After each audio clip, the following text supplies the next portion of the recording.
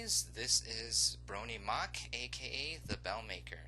Now what I'm going to do in this next series of vlogs is combine two of the things I love most, science and My Little Pony Friendship is Magic. Specifically, I'm going to take the phenomenon that we observe in the episodes, such as Pinky Sense, Unicorn Magic, and of course the Sonic Rainboom, and attempt to explain these using everyday science.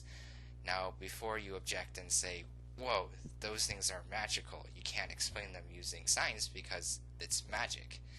I agree to that to a certain extent. There's certainly a baseline to these that can only be explained using magic. But above that, there's definitely room to apply different scientific theories such as gravity or Newtonian physics. And it turns out when you apply these theories to the phenomenon that happened in Equestria, you get some pretty interesting conclusions. So, without further ado, this is My Little Pony Friendship is Science. We're going to start with episode 1, The Mare in the Moon. Once upon a time, in the magical First up is file number 001, Basic Unicorn Magic. So if you remember from the introduction of the first episode, they introduced us to these two sisters, Celestia and Luna, who control the movements of the sun and moon respectively. Now the book says that they do this using unicorn magic. I feel that there must be some more scientific explanation than just that. My theory on this is that because we are dealing with heavenly bodies such as the sun and the moon and the Equestrian planet, that perhaps unicorn magic is a form of gravitational field bending, that maybe Luna and Celestia are bending the gravitational field around the moon and around the sun so that they can move it through space at their will. And actually, this theory seems to be confirmed by several observations throughout the series. For example, if you look at Twilight Sparkle is also unicorn using unicorn magic, and it seems that her magic has the same properties. She can bend the gravitational field around objects and levitate them, move them around like moving books around her library using gravitational field bending. Same thing with Rarity, who is also unicorn. She has the same ability to levitate objects using her unicorn magic, but it looks like, again, she's bending the gravitational field around these objects so that she can move them through space as she pleases. Now, unfortunately, Rarity and Twilight Sparkle don't have enough power to bend the gravity around something as big as the sun and the moon. Seems that only alicorns possess that much power. But in conclusion, we can see that unicorn magic is simply a form of gravitational field bending. Next up, we have file number 002, the Equestrian Messaging System. Now, further down episode 1, we see Twilight Sparkle sending a message to the princess via Spike, who is a baby dragon. Now, the way this is shown on screen is that Spike simply holds the message in his hand, breathes a plume of fire onto it, causing the message to turn into smoke and drift off to Celestia's reading room, where then it is rematerialized. Now, I feel that there's a lot more science going on here than is shown.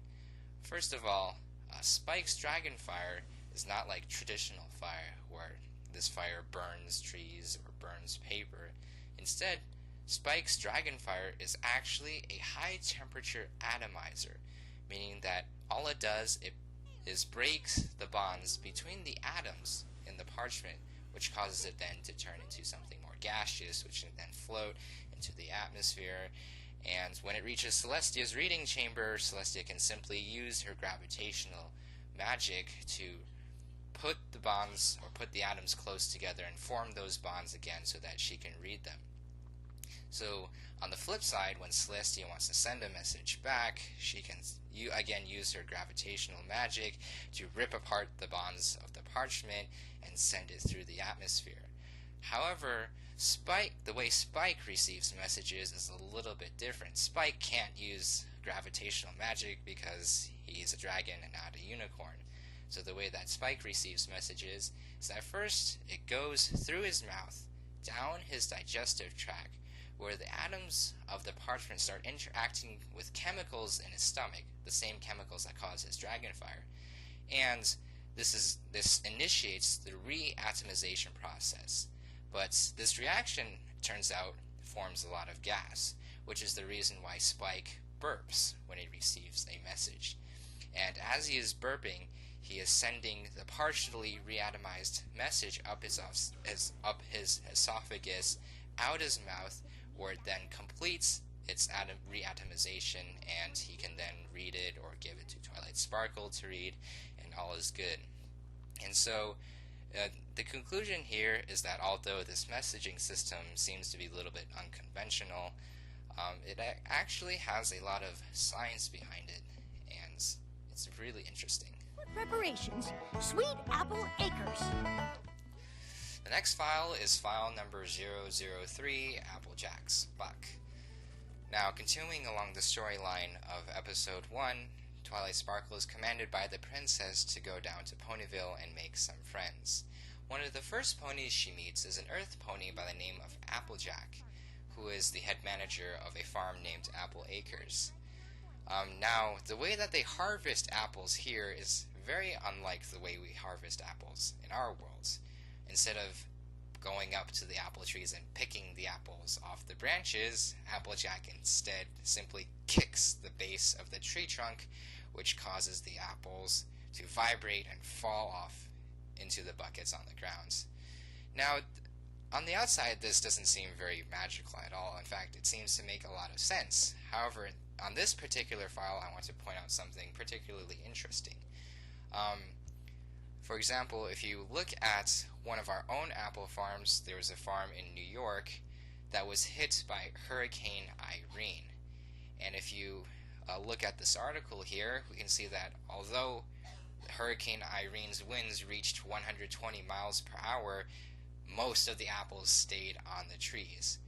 So, if hurricane force winds cannot take apples off of trees, but Applejack's Buck can take every single apple off of a tree, what does that tell you about the power of Applejack's Buck? To me, it's comparable to taking a sledgehammer and just going bam right on the tree trunk. It's a wonder that the tree doesn't simply snap at its roots, but perhaps maybe equestrian trees are just that much more durable. So the conclusion here is that Applejack's Buck is pretty dang powerful if you think about it. Alright, the last thing I'm going to talk about today is file number 004, Nightmare Moon's Escape. If we go back to the introduction of this episode, you see that Luna, turns out, was very jealous of her sister because the ponies would play in the day but sleep through the night, and as such she refused to cooperate with the correct order of the celestial bodies, and Celestia was forced to banish her into the moon. But later, towards the end of this episode, she uses the power of the stars to escape her imprisonment. Now, what exactly happened here? Well, first thing, let's go back to the actual sealing parts.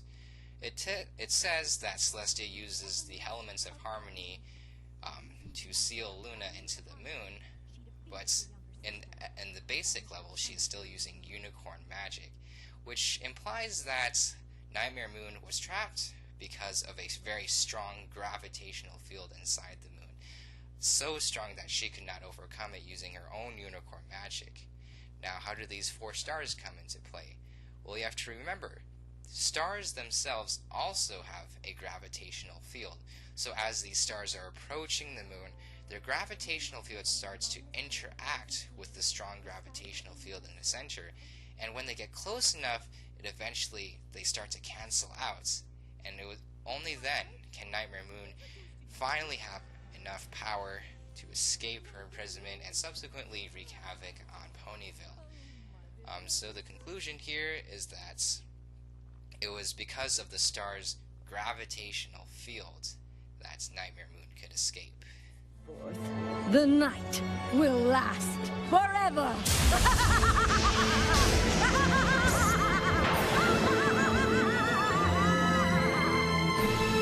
That's it for today's vlog on Brony, friendship is science. I hope you enjoyed watching it. I certainly had a lot of fun making this vlog. On the last note, I want to thank all of you who have been commenting and listening to my songs. Your support is greatly appreciated. For now, I bid thee farewell. May the friendship be with you.